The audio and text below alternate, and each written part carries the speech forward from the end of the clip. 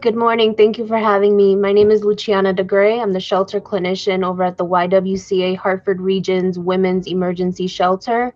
In addition to our 18-bed women's shelter, we also provide affordable living for our city's most vulnerable populations, people that are experiencing homelessness, mental health, and substance abuse disorders. United Way's network allows us to partner with different local food banks, food share, and other nonprofit agencies to provide these services to our high-risk population. We're able to collaborate and work together with many other providers to get the best possible outcome for our clientele. The funds from United Way are especially important because with those funds, we are able to connect our clients to different resources within their community. They're able to access different benefits, gain economic stability, and just overall practice, what they learn in everyday life within our facility. We have a wonderful woman coming on. She actually just exited our shelter this week. Her name is Annie Pennant. She is a wonderful person. She has a lot of insight, and she came to us during a very dark time in her life, and we were able to give her the tools and confidence that she needed to move on from us and into her own apartment now. So I'm happy to introduce her and have her speak about her experience.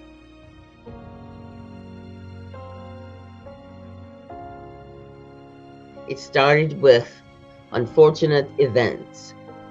Since 2018, this is where my homelessness became apparent and started. I was living in Georgia. Friends were having a birthday party, so I decided to take 2 weeks vacation and come up. This was in June. Going into my second week, a friend from the store, Fresh Market, where I worked, called to say the store, they're going out of business and they'll be done by the end of July. So there was no point in thinking I need to go back, but I did go back and put my things together. My boyfriend left in January. I was struggling paying my rent. So this was an opportunity, but a terrible one. So I went, packed up my things, and came back to Connecticut. I was staying with my friend. 2 weeks, everybody knows you can say 2 weeks, you're gone.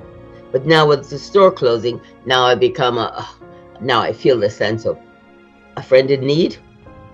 So at the end of July, I start feeling that. So I'm in my car, which became my apartment and also my bedroom, and my dog Isabella. And together we ride or we die together. So by August, I rented a motel for a week. Expensive, but still we were comfortable. And then one night, that first night not going in, I stayed in the car, pushing the seat back. It felt comfortable. My dog was there. She's in the back seat. So I think we could do this. It was summertime. And we found a street with only one set of houses on one side and the rest to the park. I was told about House of Bread, and from there, I was told I could get a bath there. Wonderful. So I got a bath there, but still living in my car, also feeding my dog. 2020, I had nothing else to do except being in the car. We did not have the park anymore as of March, because the parks were closed down because of COVID-19. Here I am, totally out. Especially in the dark, it was scary because I think it took about a week basically for the lights to come on there on what we call Western Street area.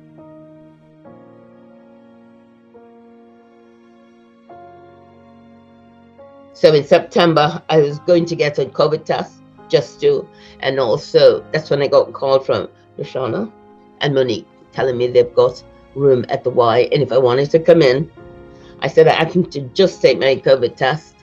So she said you can come in and stay in the quarantine room, or you can wait until you get your results.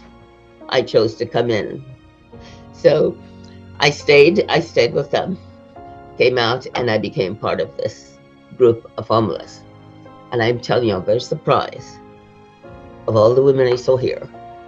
They're all these ages of being in their late 50s and 60s like myself. And it was a little sad. I don't know if I ever thought about homeless people, but somehow inside me when I saw them, I thought they would be young people instead of older people like myself who find ourselves this way. And in a sense that now, about 2 days or 3 days ago, got my apartment, moved in there. So now I'm not homeless. I'm in an apartment. Isabella is with me, and we feel very good. And I want to thank the wife for doing that for me.